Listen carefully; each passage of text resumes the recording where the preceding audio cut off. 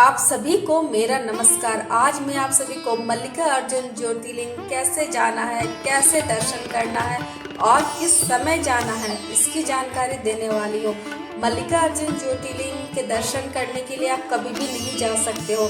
उसके पीछे का कारण है, ये टाइगर रिजर्व के अंदर में आता है, जो कि भारत का सबसे बड़ा tiger reserve Seshachalam tiger reserve के अंदर में आता है। ये नल्ला मल्ला पहाड़ियों पर है, इसलिए हमें यहाँ जाने से पहले कुछ बातों का विशेष रूप से ध्यान रखना है।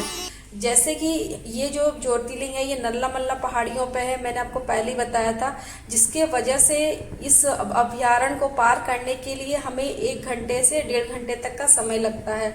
और ये वन्य अभयारण्य का गेट का जो टाइमिंग है, क्लोजिंग टाइमिंग, और रात के 9 बजे से लेकर सुबह के 6 बजे तक है।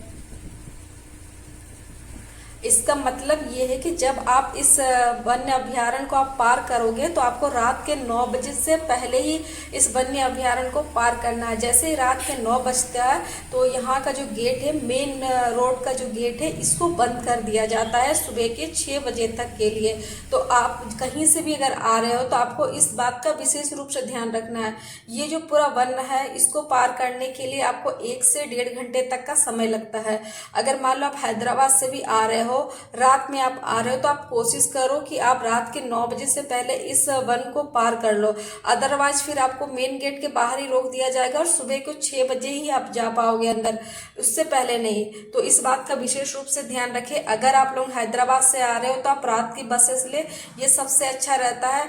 या तो आप लोग ग्रुप में आ रहे हो तो मॉर्निंग की जो कैब होती है, सुबह के 5 बजे वाली या फिर 4 बजे वाली या फिर 6 बजे तक भी कोई भी चलेगा, वो आप ले सकते हो, वो सबसे बेस्ट रहता है। ये हैदराबाद से अगर आप श्रीशैलम आ रहे हो तो टोटल आपको 5 घंटे लगते हैं।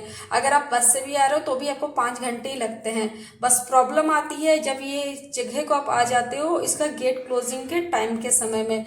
अगर आप मॉर्निंग में आए हो तो मॉर्निंग में आराम से आप दर्शन कर सकते हो, और इवनिंग में रात के 7 या फिर 7:30 बजे से पहले इस मंदिर से आप वापस चले जाना, नहीं तो फिर आप रात के 9 बजे फिर फंस जाओगे। और यहाँ क्योंकि ये नल्ला मल्ला पहाड़ियों पे है, जिसके वजह से यहाँ पे कोई भी मानव गतिविधि करना मना है, क्योंकि ये वन्य जीव अभयारण्य के अंदर में आता है, जिसके वजह से यहाँ पे होटल्स नहीं है। आपको मंदिर के आसपास वॉशरूम मिल जाएगा, रहने के लिए आपको धर्मशाला मिल जाएंगे, लेकिन बड़े बड़े होटल्स यहाँ पे नहीं मिलेंगे। तो मैक्सिमम जो भी लोग हैदराबाद से आते हैं या फिर बाहर से आते हैं, और मॉर्निंग में आते हैं और रात में वापस चले जाते हैं। सैलम में मल्लिकार्जुन ज्योतिर्लिंग के साथ में यहाँ पे एक शक्तिपीठ भी है। एक ही कैंपस के अंदर में ज्योतिर्लिंग के दर्शन करने के बाद में ही आप देवी शक्ति के दर्शन कर सकते हो। और मैं आपको एक बात का विशेष रूप से बता दूं, यहाँ पे साउथ में गर्भगृह में जाने की अनुमति नहीं होती है।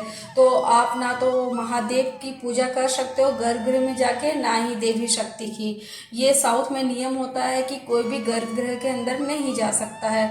और यहाँ पे आपको सारे इलेक्ट्रॉनिक गैजेट्स और बाहर में ही सबमिट करना पड़ेगा। आप मंदिर कैंपस में भी इलेक्ट्रॉनिक गैजेट्स नहीं ला सकते हो, मोबाइल कैमरा वगैरह कुछ भी नहीं ला सकते हो, जिसकी वजह से मेरे पास मंदिर के अंदर का कोई भी वीडियो नहीं है, क्योंकि आपको मंदिर कैंपस में ही नहीं लाने दिया जाएगा। मंदिर की तो बात अलग ही है। यहाँ पर में मुफ्त भोजन का भी प्रबंधन किया जाता है, ये यहाँ के बोर्ड के द्वारा ही किया जाता है। महादेव के दर्शन करने के बाद में आप गणेश जी की यहाँ पे एक प्राचीन मंदिर है, आप वहाँ भी दर्शन कर सकते हो। इसके अलावा भी कुछ कुछ मंदिर है यहाँ पे। यहाँ का श्रीशैलम का जो सबसे जो फेमस है वो है यहाँ का अक्का महादेवी कैब। उसके पीछे का बहुत बड़ा एक कहानी है। अक्का महादेवी जो है वो बहुत बड़ी कन्नड़ कवियत्री थी, उनका कन्नड़ साहित्य में बहुत बड़ा योगदान है। और उससे भी बड़ी बात यह है कि उन्होंने अपना पूरा जीवन शिव को समर्पित कर दिया।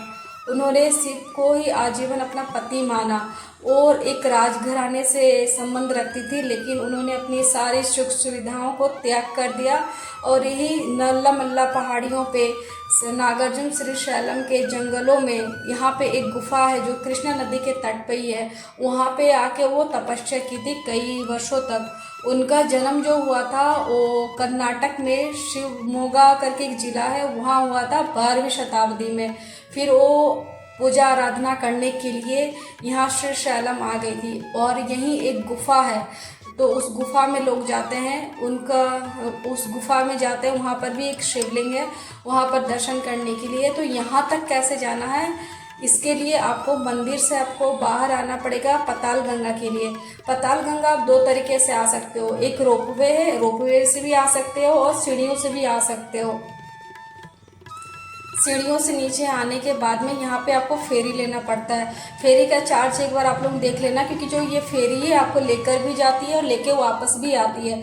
यहाँ जाने के लिए कोई भी रोड नहीं है, क्योंकि ये पूरा जंगलों के बीच में ही है और कृष्णा नदी के तट पे ही है, तो रोड वगैरह कुछ नहीं है। यहाँ पे सिर्फ आप कृष्णा नदी के साथ में ही आप जा सकते हो फेरी से ही। कृष्णा नदी से जैसे आप फेरी से उतरोगे तो आपको वहाँ पे अक्का महादेवी का गुफा मिलेगा, वहाँ पे ये लोग जाते हैं, अपना आराधना करते हैं, फिर फेरी से वापस आ जाते हैं।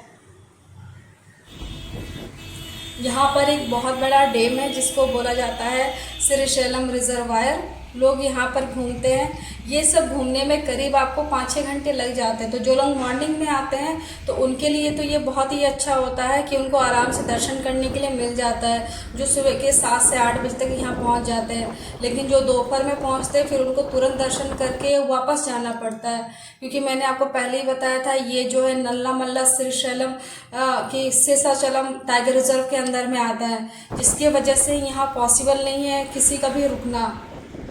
सिर्फ 2-3 आई थिंक मेरे हिसाब से आश्रम है जहाँ पे अगर मान लो कोई गलती से फंस जाता तो वो रुक जाते हैं, अदरवाइज बाहर के जितने भी लोग आते हैं वो दर्शन करके वापस चले जाते हैं। आप यहाँ तक आओगे कैसे, तो उसके लिए आपको अपने शहर से, आपको अपने स्टेट से यहाँ आने के लिए आना पड़ेगा हैदराबाद। हैदराबाद टेकन के लिए सभी जगह से ट्रेन नहीं होती है, तो ट्रेन आपको मिलती है सिकंदराबाद जंक्शन के लिए। सिकंदराबाद जंक्शन से आपको जो बस स्टॉप जाना है वो है MG bus stop. MG bus stop यहाँ हैदराबाद का बहुत ही बड़ा बस स्टॉप है।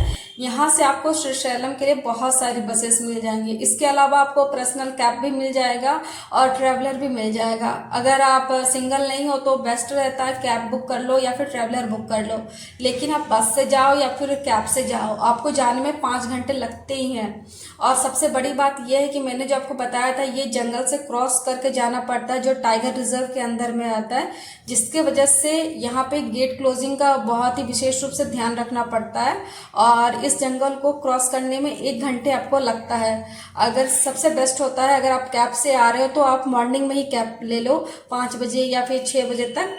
अगर आप बस से आ रहे हो तो आप नाइट का बस लो, वो सबसे बेस्ट रहता है, क्योंकि आप मॉर्निंग में यहाँ पे पहुँच जाओगे। सुबह के 6 बजे जैसे गेट ओपन होता है आप आराम से सुबह के 7 बजे या 8 बजे तक मंदिर में पहुँच जाओगे। यहाँ पे आप फ्रेश हो जाना, उसके लिए यहाँ पे वॉशरूम वगैरह बनी हुई है। और मंदिर के दर्शन करने के बाद बाकी जगह घूमने के बाद में रात में 7 बजे के बाद या फिर 7 बजे तक एनी हाउ यहाँ से दूसरी बस लेके वापस हैदराबाद चले जाना। तो ये सबसे अच्छा तरीका होता है श्रीशैलम आने के लिए। अगर आप खुद के गाड़ी से भी आ रहे हो तो भी आप मॉर्निंग में ही आना या तो नाइट में ही आना। दोपहर में प्रॉब्लम यही होता है कि आपको फिर तुरंत दर्शन करके वापस जाना पड़ता है, क्योंकि यहाँ का जो गेट क्लोजिंग का टाइमिंग ही ऐसी है, रात के 9 बजे से लेकर सुबह के 6 बजे तक। और आपको श्रीशैलम आने के लिए आपको 5 घंटे लगते ही है, तो इस बात का आप लोग विशेष रूप से ध्यान रखें।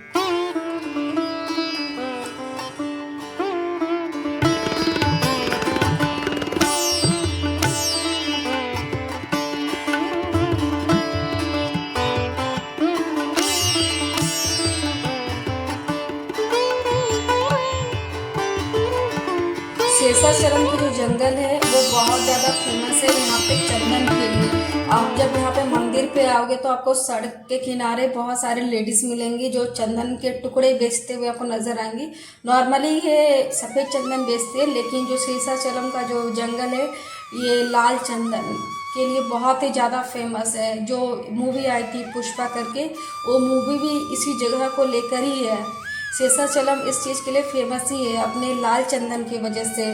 यहाँ से आप लोग चंदन जरूर खरीद लेना, यहाँ की चंदन की क्वालिटी बहुत अच्छा होता है।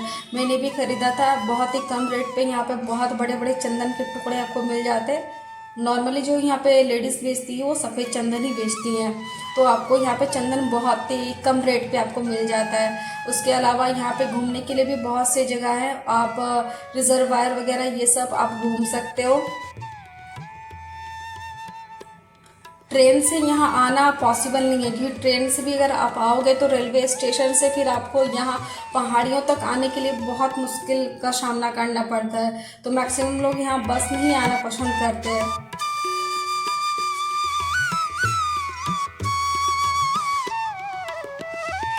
यहाँ पे कुछ लोग जो है मंदिर आने से पहले कृष्णा नदी के तट पे उतर जाते हैं। जब आप यहाँ पे बस से आओगे तो देखोगे कि बहुत सारे लोग कृष्णा रिवर के किनारे ही उतर जा रहे हैं मंदिर आने से पहले।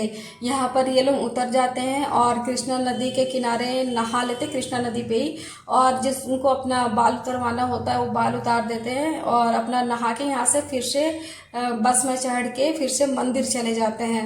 तो ऐसा भी बहुत लोग करते हैं। अगर आपको इच्छा है कृष्णा नदी में नहाने का तो आप यहाँ पे नहा के फिर मंदिर आगे जा सकते हो। कृष्णा नदी में यहाँ पे जो गोल वाला बोट होता है लकड़ी का बना हुआ, यहाँ पे लोग घूमना पसंद करते हैं। यहाँ पे आपको इस तरीके के बोट बहुत सारे मिल जाएंगे। यहाँ पे जब आप घूमोगे तो एक बार आप प्राइस पूछ लेना इनसे, क्या इनका रेट है। ये कृष्णा रिवर को आपको घुमा देते हैं इन बोटों से।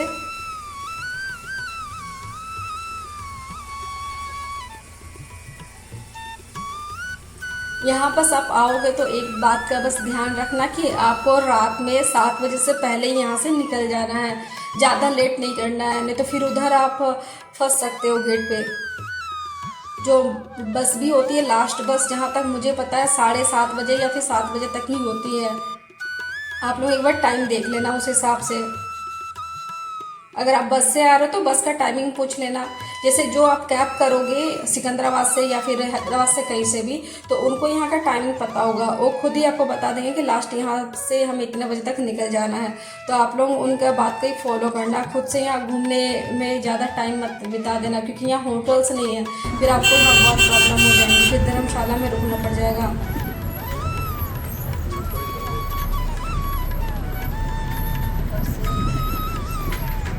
आप सभी को अगर ये मेरी जानकारी पसंद आई हो तो प्लीज़ मेरे चैनल को सब्सक्राइब कर दो और मेरे वीडियो को लाइक कर दो। वीडियो को देखने के लिए आप लोगों का बहुत बहुत थैंक्स। और प्लीज़ मेरे चैनल को सब्सक्राइब करना ना भूलें, प्लीज़ मेरे चैनल को सब्सक्राइब कर दो। वीडियो देखने के लिए आप लोगों का बहुत बहुत थैंक्स।